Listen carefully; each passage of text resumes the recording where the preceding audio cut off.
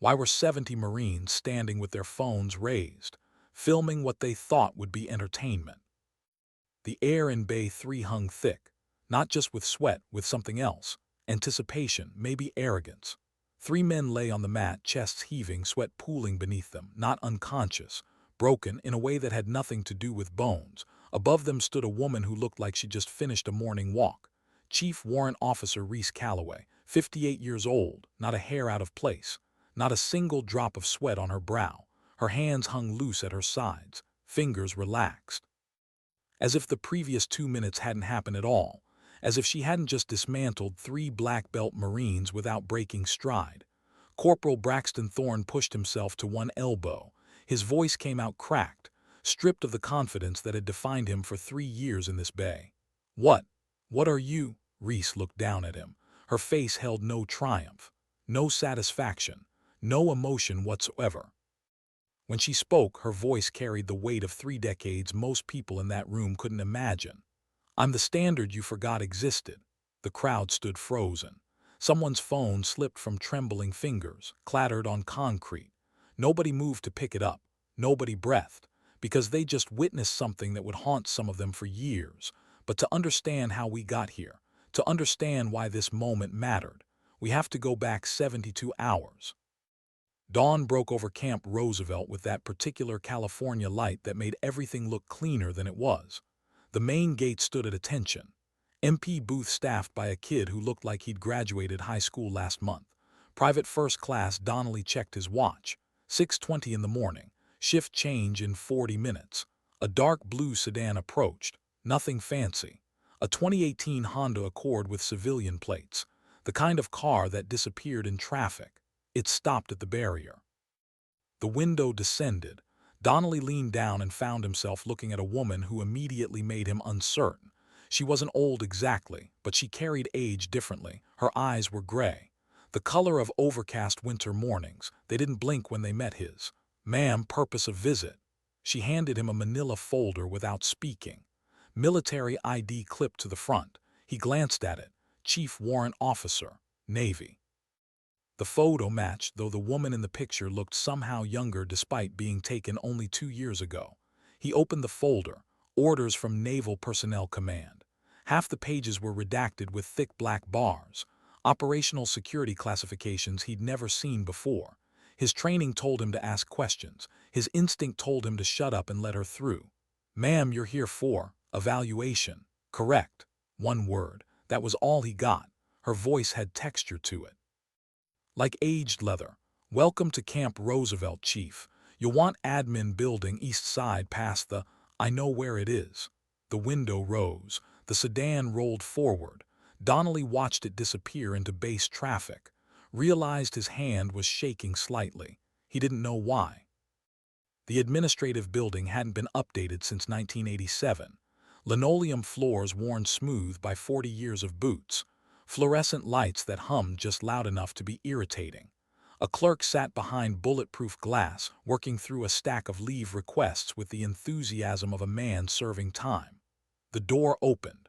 The clerk looked up out of habit, kept looking, because something about the woman who entered made looking away feel like a mistake. She approached the window, set down the manila folder, waited. The clerk opened it. His eyes widened as he scrolled down the digital file on his screen. "Chief Calloway, we've been expecting you." He paused. "Your file is heavily redacted. Security classifications." "Right, of course." He printed a temporary badge, slid it through the slot. "Says here you're assigned to Special Activities Division." "Retired from that assignment." "What exactly is Special Activities? Classified?" The clerk nodded like he'd expected that answer. "You'll want to report to Lieutenant Colonel Brennan. 3rd floor corner office. She's expecting you at 0700. Reese checked her watch. 6:43. "I'll wait."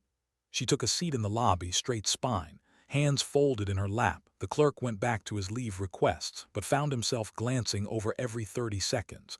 The woman hadn't moved, hadn't checked her phone, hadn't done anything. She just sat there, present, in a way that made the air feel different. At precisely 700 hours she stood, walked to the stairs. Lieutenant Colonel Sarah Brennan had commanded Camp Roosevelt's training operations for 18 months.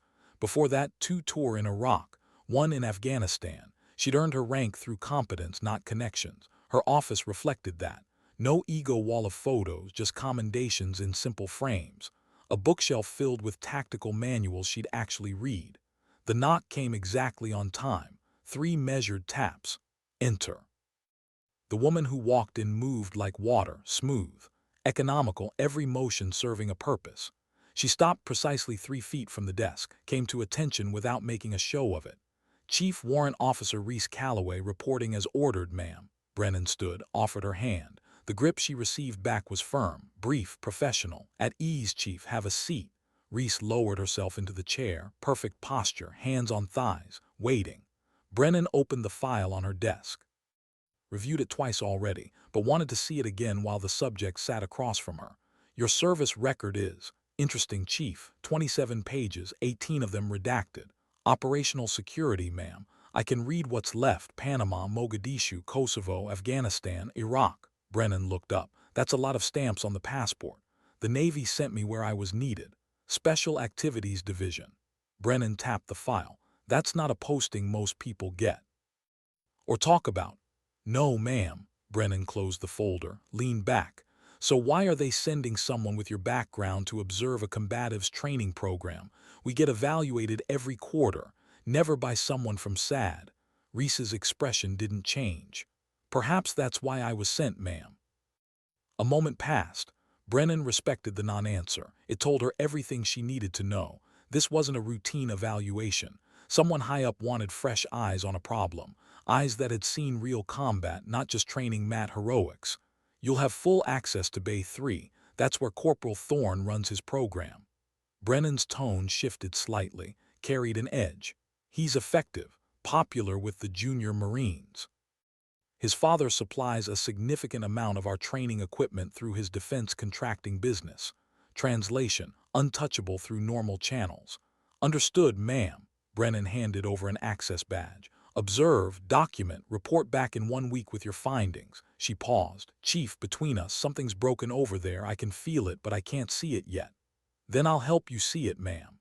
Bay 3 had earned its unofficial name honestly, the Coliseum. The massive training space had started life as an aircraft maintenance hangar in the 70s. 60 feet of ceiling height. Concrete floors covered in interlocking foam mats. Fluorescent lights hanging on chains. The walls told the story of its current residents. Photographs, dozens of them, Marines in fighting poses, arms raised in victory, faces fierce with manufactured intensity. Below each photo, a nameplate and record. Corporal Thorne, 43-0. Sergeant Kincaid, 31-2. Lance Corporal Mercer, 18-5. In the center of one wall hung a frame larger than the others, empty, a brass plaque beneath it read, "Reserved for combat instructors." The base smelled like every fighting gym in the world. Sweat, rubber mats, tiger balm, and underneath it all the particular scent of ego. Reese entered at 1400 hours, first day of observation. The session was already in progress, 40 Marines on the mats, moving through drills. In the center stood Corporal Braxton Thorne, 26 years old, 6'2", built like someone who spent more time sculpting his body than his character. Black belt tied around his waist, phone mounted on a tripod recording everything. "Aggression," he shouted. "Domination, you're not here to defend, you're here to destroy." The Marines responded with intensity, but Reese saw something else beneath it, something wrong. They weren't learning technique. They were learning theater, performance, flash over substance. She found a spot along the wall, unnoticed, observing. "Mercer," Thorne's voice cracked like a whip, "get up here." A young Marine stepped forward, nervous, maybe 19 years old. "Show everyone what happens when you hesitate." Thorne moved fast, swept Mercer's legs, drove him to the mat. Hard, the impact echoed. Thorne stood over him. "Hesitation is death, get up." Mercer scrambled to his feet, his face flushed, embarrassed, not educated. Thorne turned to his audience. "This is what separates warriors from weekend hobbyists: ruthlessness, confidence, dominance." He gestured to the wall of photos. "Every one of those victories came from one thing: refusing to lose. When you step on this mat, you're stepping into combat, and in combat there's no second place." The Marines cheered. Thorne smiled. Fed on their energy, but Reese didn't see warriors. She saw boys playing at war, learning all the wrong lessons. The session continued, drill after drill, each one designed more for the camera than for combat effectiveness. Techniques that looked good, felt good, but would get someone killed in a real fight. When it ended, Thorne dismissed the formation, started reviewing his phone footage. Reese approached. Corporal Thorne, he looked up, saw her for the first time. His eyes narrowed, taking in her age, her rank, her Navy uniform in a Marine training bay. "Can I help you?" "No, ma'am." No military courtesy. "Chief Warrant Officer Calloway, I'm here to observe your program."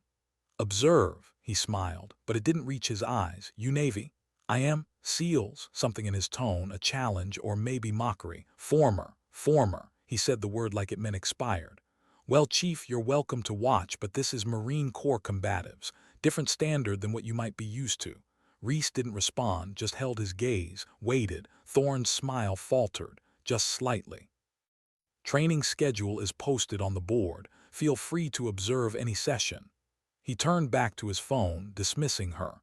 Reese walked back to her observation position, pulled out a small notebook, started writing. But she wasn't just documenting techniques.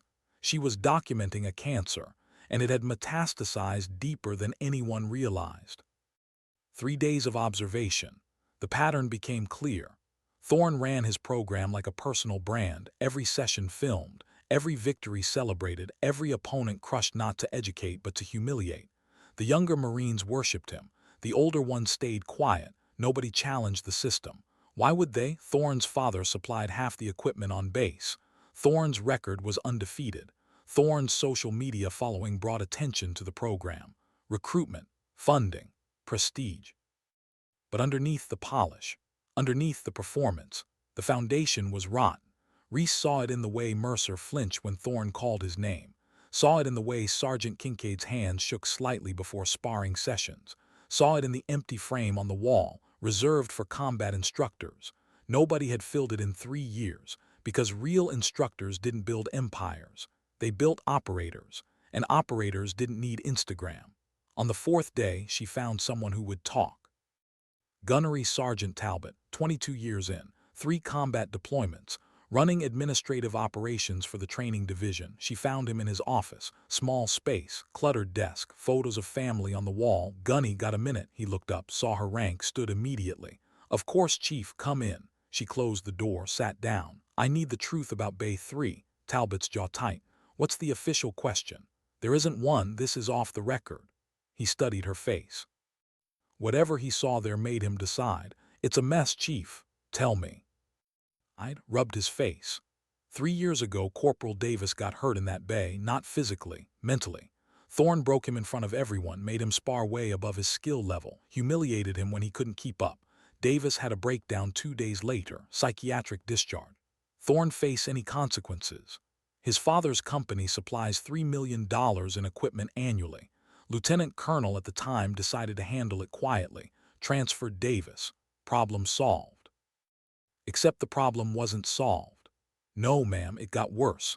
Thorne learned he was untouchable, started building his brand, win-loss records, social media. The whole thing became about him, not about training Marines. And the empty frame, Talbot's expression darkened. That's for combat instructors, people who have actually been downrange. Thorne's never deployed, keeps getting training slots instead. But he can't put his picture up there because it would expose that he's never served outside this bay. So he builds his legend here instead. Exactly, and everyone goes along with it because the program brings attention, funding, prestige. Nobody wants to rock the boat, even though Marines are suffering. Even though Marines are suffering. Reese stood. "Thank you, Gunny." "What are you going to do, Chief?" She looked at him, her gray eyes steady. "What I was sent here to do." That afternoon, Reese made her decision. She could write a report, document the problems, send it up the chain, wait for bureaucracy to slowly grind forward, or she could do what she'd spent 30 years doing. Act. She entered Bay 3 during the main session. 50 Marines on the mats, Thorne in the center, phone recording, spotlight on. "Chief," he called out when he saw her, voice carrying across the space. "Come to learn some Marine Corps techniques." The Marines laughed, uncertain, watching. Reese walked to the center of the mat, stopped 10 feet from him. "I came to correct some." Silence dropped like a hammer. Thorne's smile faded. "Excuse me. Your technique is sloppy, your teaching is dangerous, your ego is writing checks your body can't cash. His face flushed.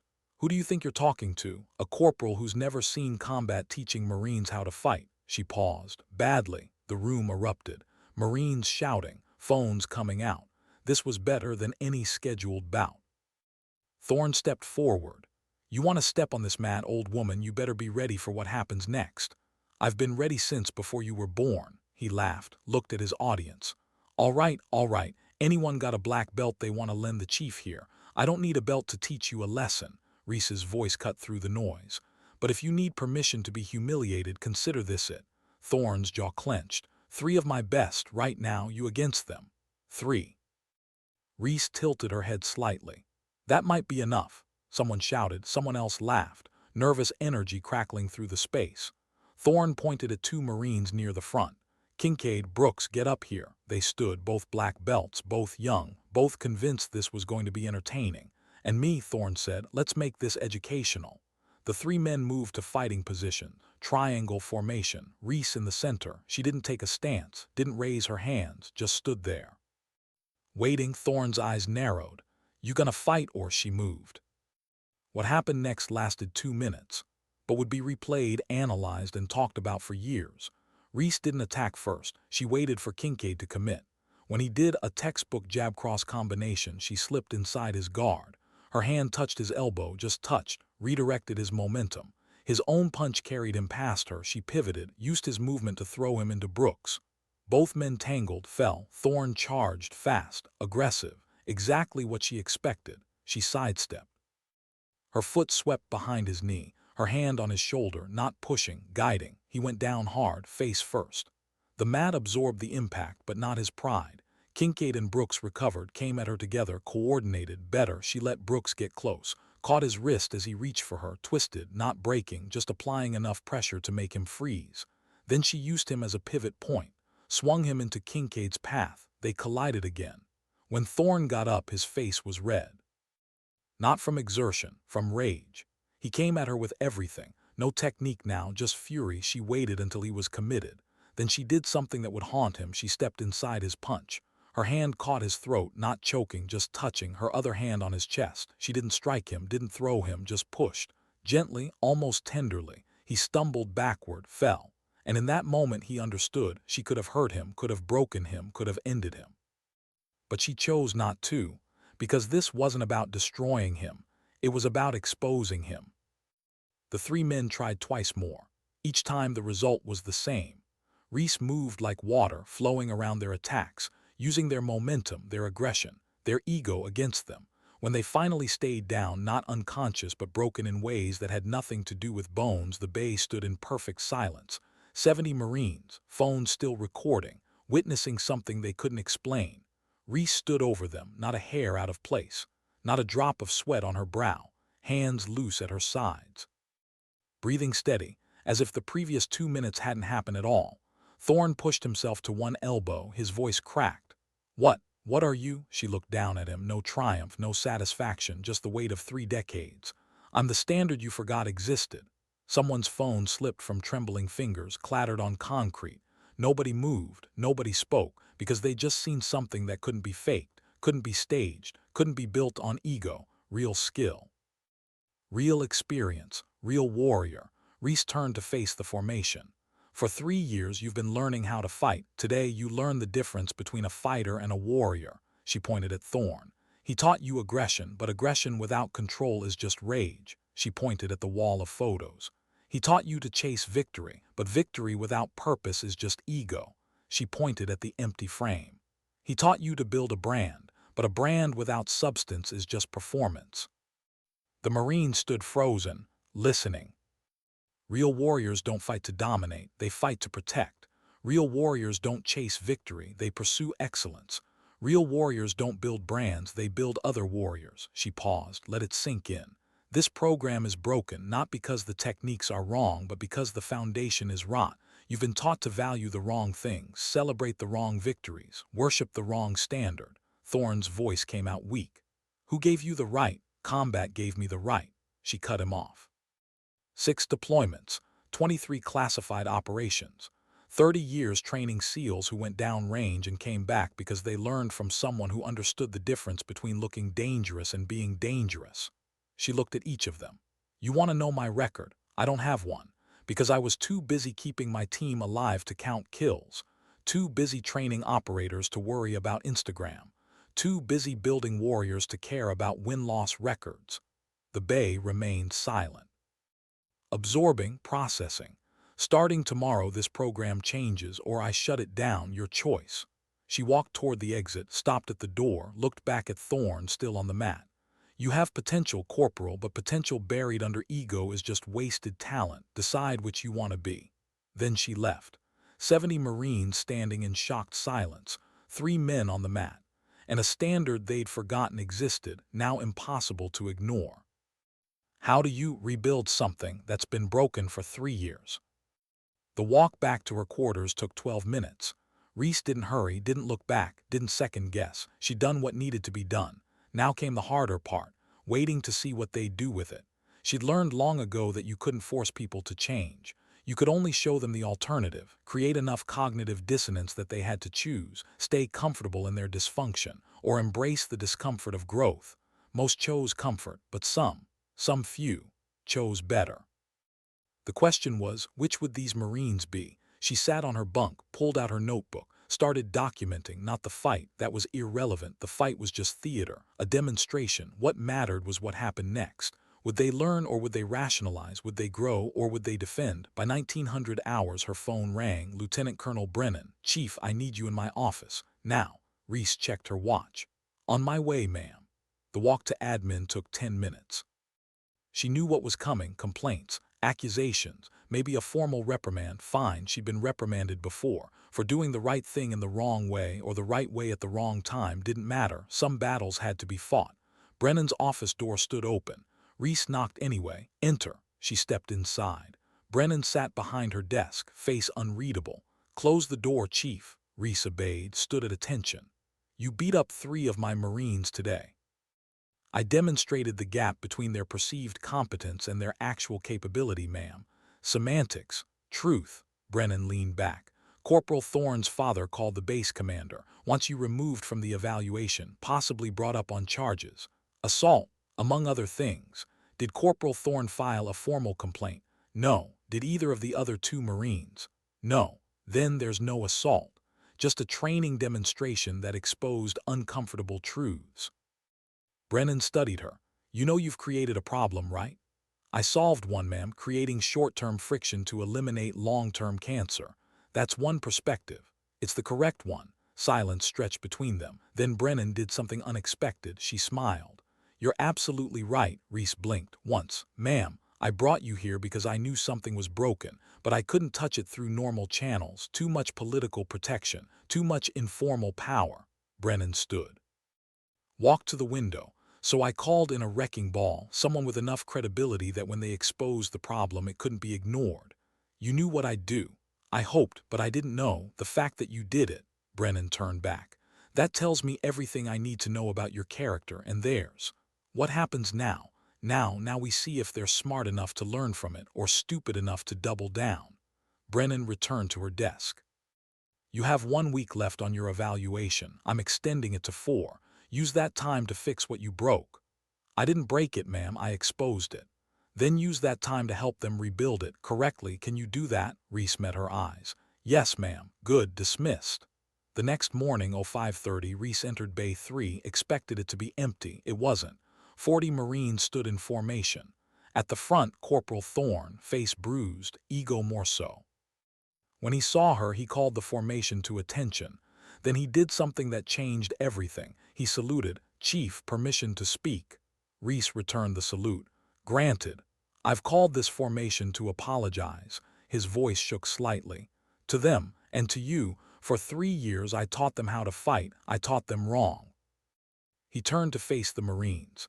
I taught you that winning mattered more than learning, that domination mattered more than discipline, that looking dangerous mattered more than being competent. Some of the Marines shifted, uncomfortable, others stood frozen. I taught you to value flash over substance, performance over proficiency, personal glory over team excellence. He paused, swallowed hard. I taught you wrong, and I'm sorry. The Bey remained silent. Thorne turned back to Reese. Chief, I request permission to retrain from the beginning, to learn what I should have learned before I ever put on this belt. He reached down, untied his black belt, held it out. Because this doesn't mean what I thought it meant. Reese looked at him, really looked at him, saw past the bruised face, past the damaged pride, saw someone standing at a crossroads. One path led back to comfort, to ego, to performance. The other path led through discomfort, through humility, through growth. Do you know why I didn't hurt you yesterday, Corporal? Because you're better than me. No, because you're not the enemy. She took the belt from his hand, held it. The enemy is mediocrity disguised as excellence, ego disguised as confidence, performance disguised as competence. Those are the things we fight, not each other. She handed the belt back.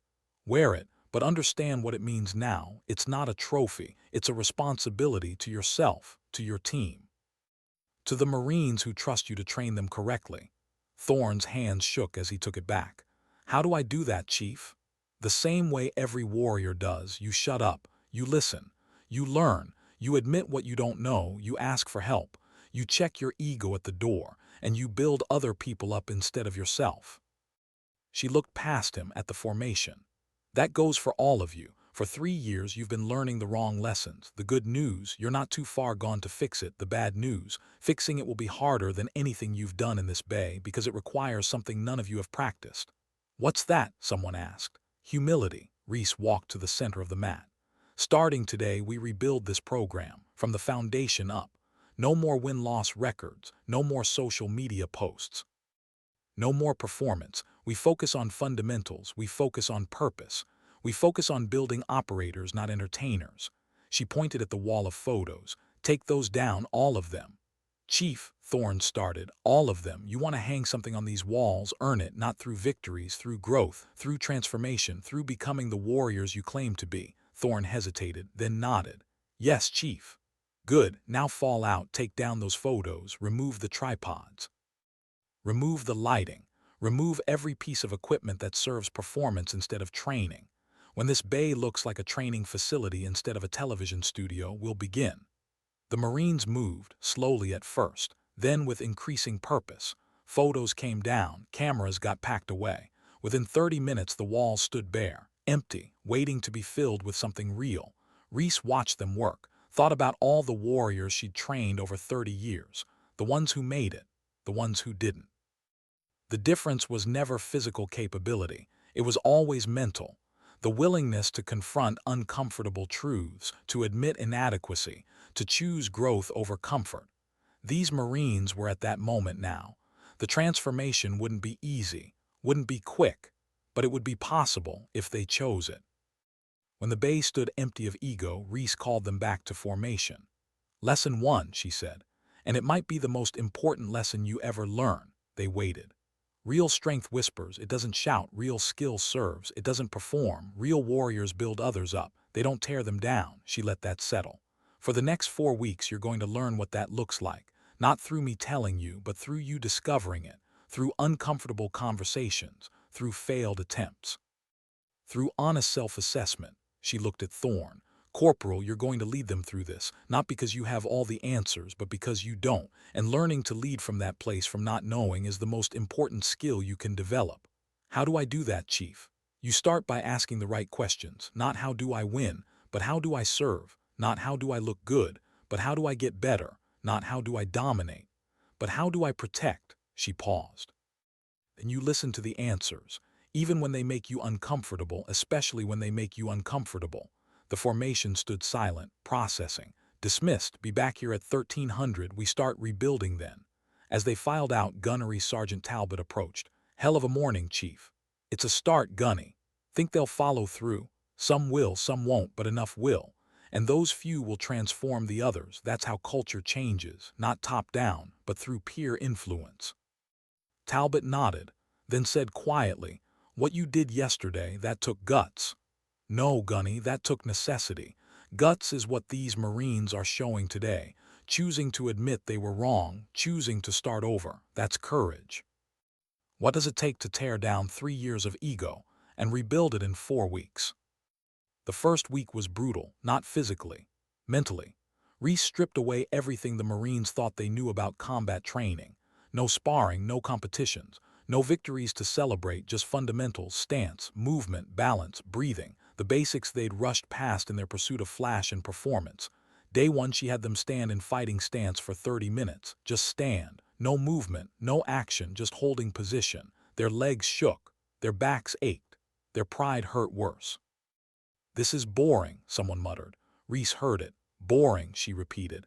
"You know what's boring? Funerals. Attending services for operators who died because they rushed past fundamentals in favor of looking impressive." The muttering stopped. "Every technique you learn is built on this foundation. If your stance is weak, your strike is weak.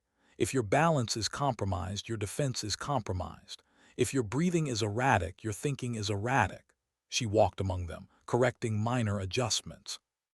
"A foot angle here, a hip position there." Warriors don't get bored with basics. They get better at them because they understand that in combat, basics keep you alive. Flash gets you killed. Day two, they learned to fall properly, how to absorb impact, how to protect joints, how to recover quickly. Thorne fell 50 times that day. Each time, Reese corrected something small. "Your shoulders dropping too early. You're tensing before impact. Your head's in the wrong position." By the end of the session, he was exhausted, humiliated, learning. Day three, they learned distance management, how to read spacing, how to control proximity, how to create advantages through positioning rather than aggression. No strikes thrown, no contact made, just movement, chess, not boxing.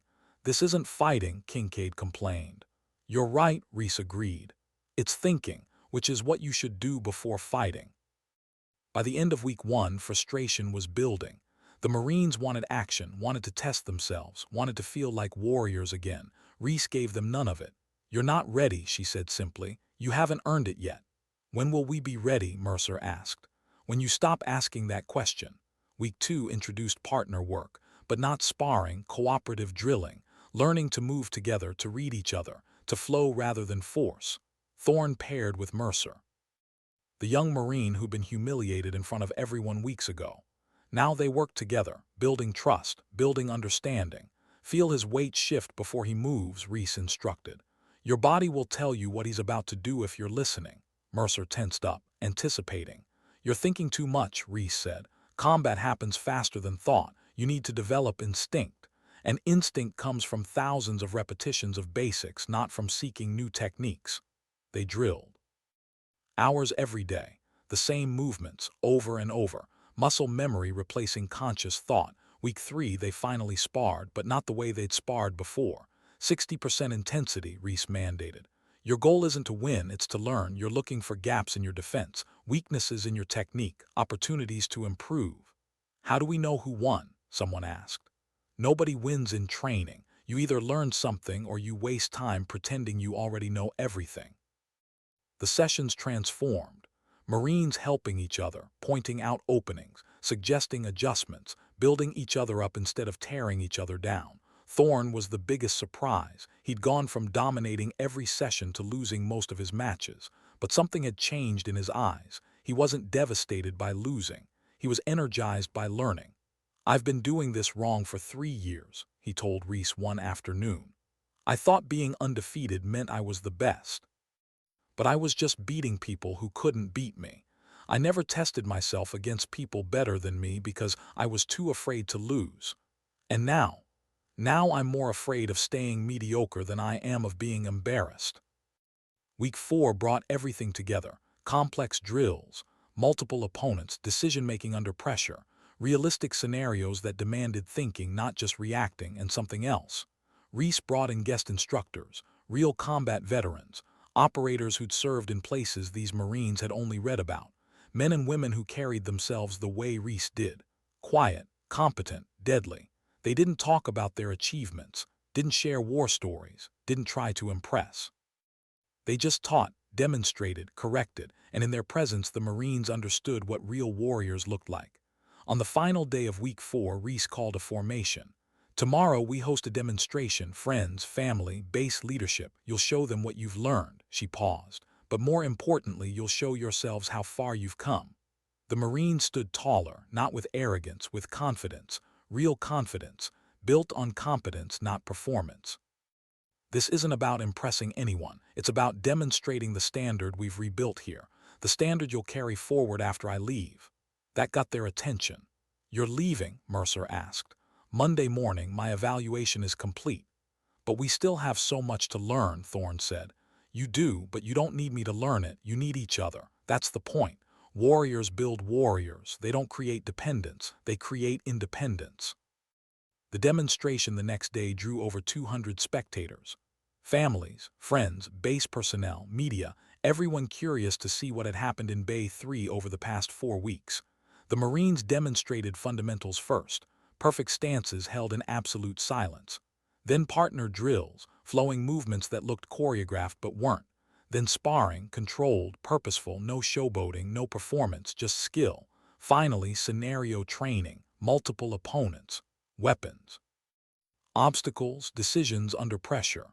The crowd watched in fascinated silence as Marines worked together, communicated, adapted, overcame.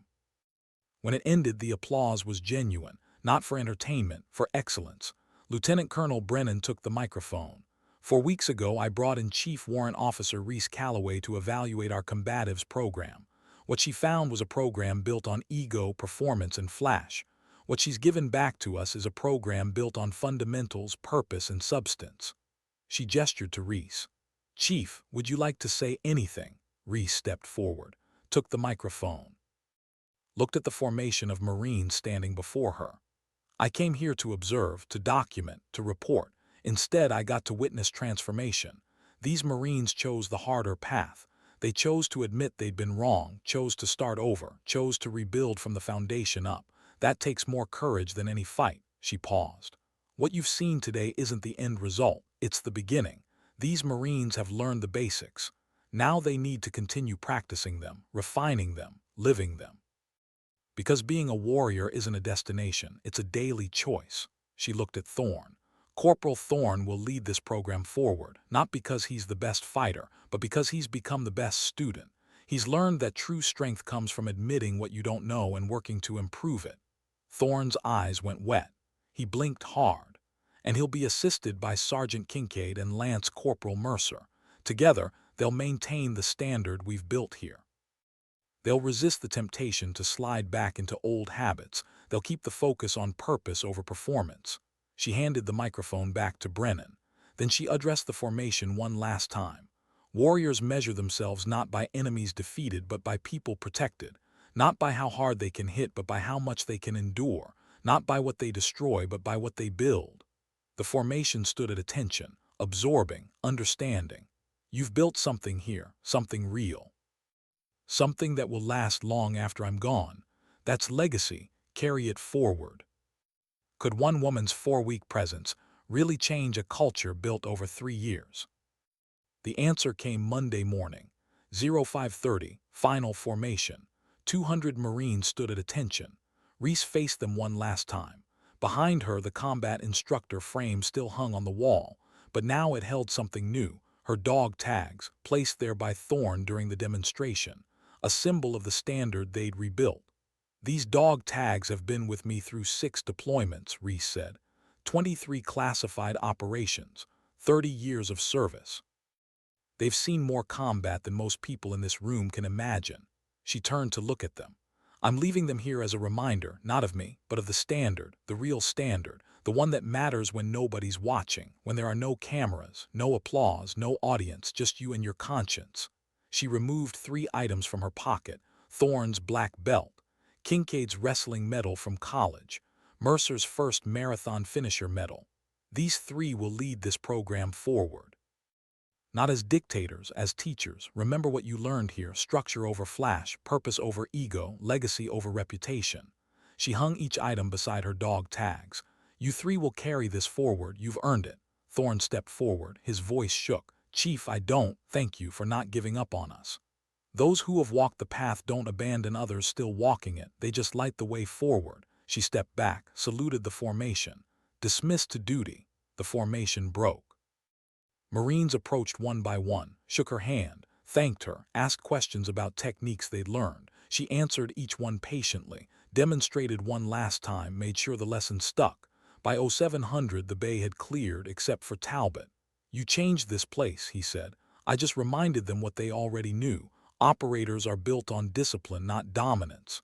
She picked up her small bag. Everything she'd brought fit in one rucksack. "The rest is up to them." "Think they'll keep it going?" "I know they will, because the alternative is going back to being fighters pretending to be warriors, and they've seen the difference now. Can't unsee it." She walked toward the exit, stopped at the doorway, looked back one last time at the bay where she'd spent 4 weeks rebuilding what had taken years to destroy. The walls were still mostly empty. Good.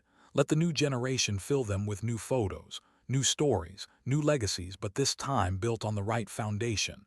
"Gunny, one more thing." "Yes, Chief." "In 6 months, Corporal Davis gets released from psychiatric treatment. When he does, bring him here. Put him to work helping other Marines who are struggling.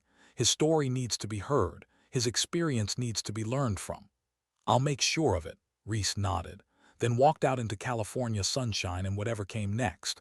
Because warriors didn't retire, they just found new missions, new ways to serve, new legacies to build. Behind her, Bay 3 stood silent and waiting, but not empty, never empty again. Because 200 Marines now carried forward what one woman had reminded them of. That strength whispers instead of shouting. That skill comes from discipline, not flash. That protection matters more than domination. And that legacy, built slowly and carefully over 4 weeks of hard work and honest reflection, would outlast any Instagram post or win-loss record or social media brand. It would outlast buildings and bases and generations. Because true legacy wasn't built from victories. It was built from the warriors you taught to be better than you were. The phone call came 3 days later. Reese was already in her new assignment, private military contractor, developing hand-to-hand curriculum for State Department security personnel. Different mission, same purpose, building warriors. Her phone rang. Unknown number. She answered. "Chief Calloway." "Chief, it's Thorne." She recognized the voice immediately. "Corporal, how's the program?"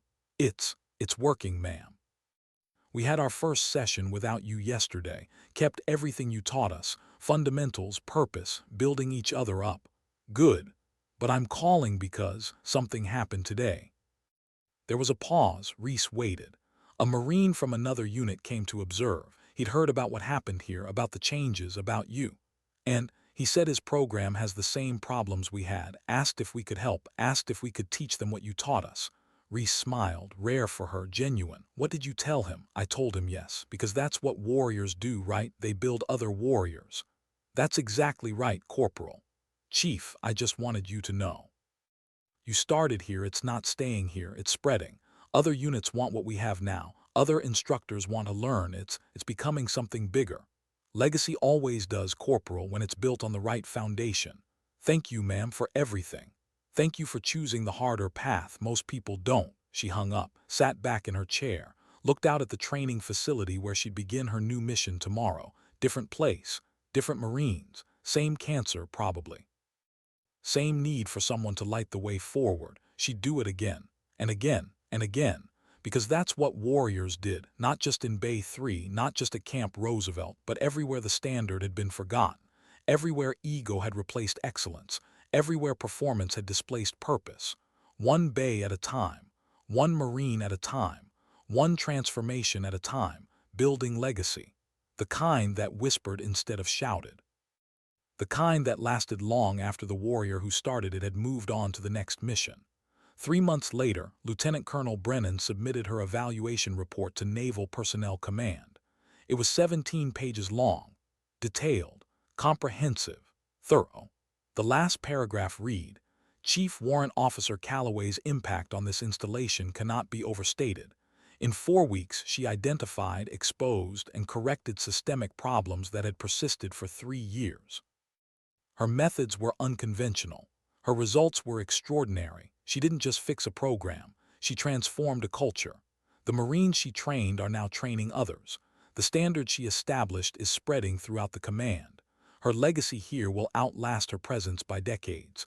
Recommend immediate promotion and assignment to develop service-wide combatives curriculum. Operators of her caliber are rare. The military needs more of them." Recommendation was approved. But Reese declined. She'd already found her next mission, a different kind of service, building warriors in places where traditional military couldn't reach, teaching the standard in corners of the world that needed it most, because legacy wasn't built in offices or through promotions. It was built in training bays, with Marines who needed reminding, with operators who'd forgot, with programs that had lost their way, one transformation at a time, one hard truth at a time, one whispered lesson at a time. 5 years later, a young Marine reported to Bay 3 for his first combatives training session. He walked in nervous, uncertain. The bay looked different than he'd imagined. No flashy photos, no win-loss records, no performance equipment, just clean mats, solid fundamentals, and 4 items in a frame on the wall: dog tags, a black belt, a wrestling medal, a marathon finisher medal. Below the frame, a brass plaque. He read it: "Real strength whispers. Real skill serves. Real warriors build others up." Standard established by Chief Warrant Officer Reese Phantom Calloway, USN. Maintained by those who understand that legacy isn't built from victories, it's built from the warriors you teach to be better than you were. The young Marine didn't understand what it meant. Not yet, but by the end of his training he would, because some lessons can't be taught, they have to be discovered, through uncomfortable conversations, through failed attempts, through honest self-assessment, through choosing the harder path, through understanding that true strength doesn't announce itself. It doesn't perform. It doesn't seek attention. It simply is, present, competent, deadly, and more interested in building others than celebrating itself. That's what warriors looked like. That's what Bay 3 taught now. That's what Reese had left behind. Not her name, not her achievements, not her victories, but her standard. The one that mattered, the one that lasted, the one that whispered.